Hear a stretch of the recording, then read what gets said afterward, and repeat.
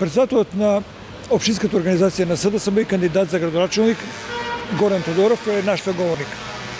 Околу 13 часот е председател и градоначалниче кандидат за градоначалник. Како ја оценувате денешната атмосфера на гласањето во Кавадарци? Денешната атмосфера на гласањето во Кавадарци оценувам како што доликува на општина Кавадарци, мирно, според мои информации, без никакви инциденти до сега. Се надевам че продолжи и така во целиот ден на изборијата во нашата општина. Се јави некои проблеми со идентификација на прстот. Да, се јавија на почетокот, ама сега тие се сите надминати, се ствара малку повеќе гужва, ама сега се е во ред. Излезноста беше слаба до 11 часот, потоа малку поголема. Очекувате ли да имаме голем процент на излезност? Според мои информации до 12 часот излезноста во нашата општина е 22%.